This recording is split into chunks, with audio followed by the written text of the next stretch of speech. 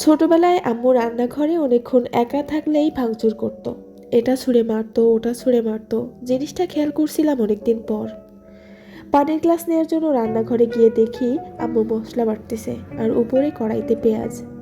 আমি বললাম, আম্মু পেঁয়াজ তো পুড়ে যাচ্ছে। আম্মু খেই করে চিল্লান দিয়ে বলল, পুড়তেছে দেখোস না, নাড়োস না কেন তাইলে।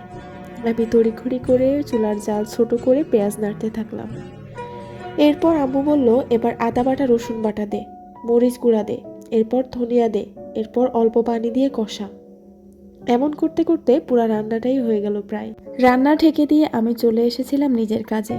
একটু পর শুনি রান্নাঘর থেকে আবার ভাঙচুরের শব্দ আসছে। পেঁয়াজ নেড়ে দেওয়ার জন্য আম্মুর একজন মানুষের দরকার ছিল।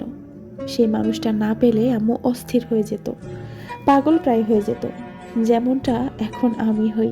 ভাবি, কেউ রাঁধতে না জানলে আলো ছেলে দিক, ছিলতে না জানলে ধুয়ে দিক, শুধু পাশে থাকুক। আমি জানি অন্তত আমি একা নই, আসো দুজনে মিলে করি। এই বাক্যটার মধ্যে যুদ্ধ থামানোর ক্ষমতা আছে, ভেঙে যাওয়া বাঁধ আটকে দেওয়ার ক্ষমতা আছে, ধ্বংসস্তূপের নিচ থেকে তাজা গোলাপ বের করে আনার ক্ষমতা আছে, হাজার বছরের জমে থাকা বরফ গলানোর ক্ষমতা আছে। আমরা বুঝতেই চাই না, অকৃতজ্ঞের মতো প্রশ্ন করে বসি।